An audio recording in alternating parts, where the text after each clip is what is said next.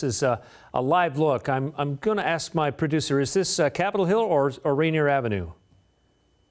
Okay, this is South Seattle, the Othello Rainier Beach neighborhood where a massive crowd has been gathering. We'll keep tabs on that. Yesterday, though, a peaceful protest in Seattle's Capitol Hill neighborhood turned tense after police ordered the crowd to move back.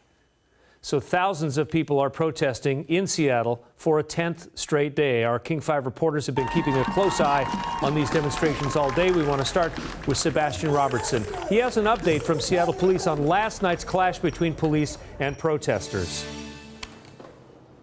Well, we just heard from Carmen Best in the last 2 hours. She says that 6 of her officers were injured in that attack, in that confrontation between police and protesters. She also says that there are credible threats against the police department, and that's why there is such a high police presence in the area.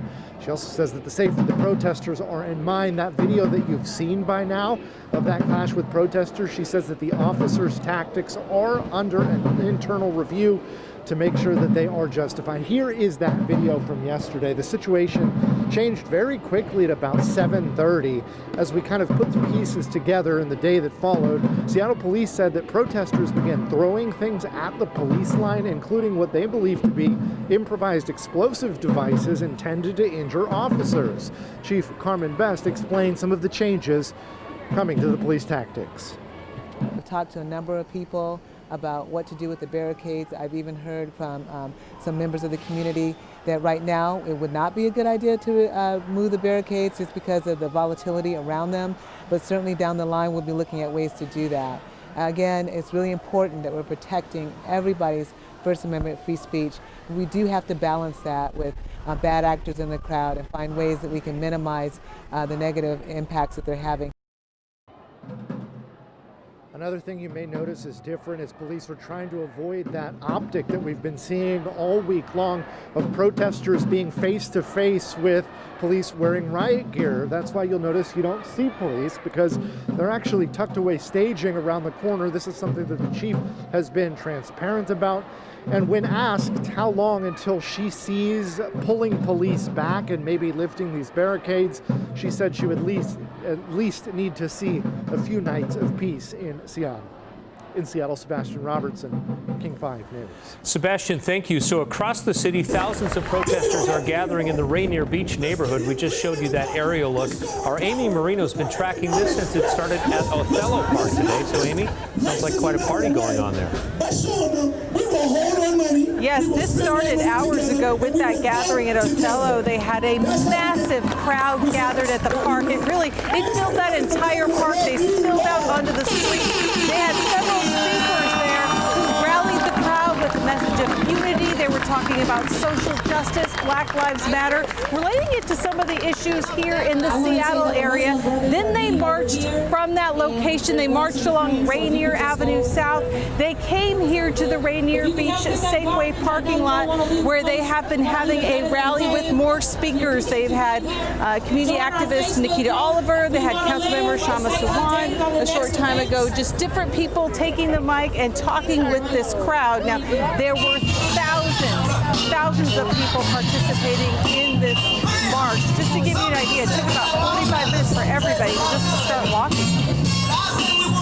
The lives that matter are right here in our own backyard as well. For all the national attention that some of the other victims get, we want to make sure that people know that we have our own George Floyds right here, that we have a number of Trayvon Martins right here that have been victimized by the police. Now, I don't want you to make any mistakes and think I'm asking somebody to let us live. Because I'm not asking nobody for nothing.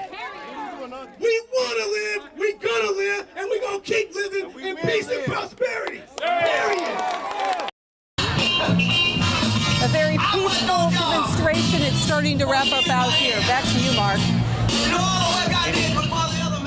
Amy, thank you. So there are some who say that Seattle's Mayor Jenny Durkan is not doing enough right now. Seattle City Council member Shama Suwan is doubling down tonight on her call for the mayor to resign. Suwan sent this tweet out today and said if Durkan doesn't resign, she will bring articles of impeachment. Suwan also said she's bringing 2 bills to City Council tomorrow. One to ban chemical weapons and crowd control devices, another to ban chokeholds on ordinary people in protests.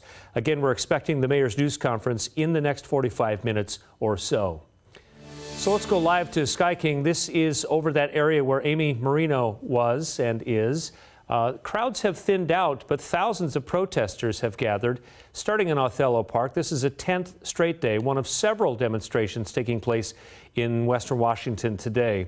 In Seattle's Capitol Hill neighborhood, police have deployed steel barricades after SPD and protesters clashed last night near Cal Anderson Park. Our Ted Land was there last night. He joins us there tonight live. Ted. Hi, Mark. It's actually quieter on Capitol Hill tonight than it was yesterday, and somewhat smaller crowd, but still a loud message there. We have some video from the front lines right up on that police barricade. There's a new fortified barricade there between the demonstrators and the police. That's where we're seeing the changes along the police line. The chief saying they've pulled some of their police back, put them inside the East Precinct about a block away, to have a less visible presence there on the streets. That's a de-escalation technique that the chief talked about. One other thing she mentioned was that the police department is thinking about having some people, some community leaders who might be able to communicate with the crowd here to remind them of the importance of demonstrating peacefully. It's been peaceful all day since we've been out here. Really actually a relaxed atmosphere throughout the day as people have gathered there at the front lines. It might be smaller because people are at those other gatherings elsewhere in Seattle, which are much bigger today. But police and the demonstrators planning to be here for several hours, perhaps more days, as they continue to spread their message. They're not going anywhere this evening, and we'll be hanging out here talking to some of the demonstrators, talking with police to learn more about what the plan is going forward. Live on Capitol Hill, Ted Land, King 5 News. Black Lives Matter! Black Lives Matter! Black Lives Matter! Black Lives Matter! Hundreds of people took to the streets of Tacoma today in solidarity with the Black Lives Matter movement. This peaceful march comes just days after new video surfaced of an unarmed black man, Manuel Ellis, being brutally punched by an officer just moments before his death. Honestly, I feel that this is just a start. The real change comes to what people do after this march. Tacoma's Mayor Victoria Woodard says the officers involved in Manny Ellis's death should be prosecuted. This Friday, Black Lives Matter Seattle King County is calling for a statewide general strike. In a Facebook Live video, the board announced the calls for that strike as well as a silent march the same day, June 12th.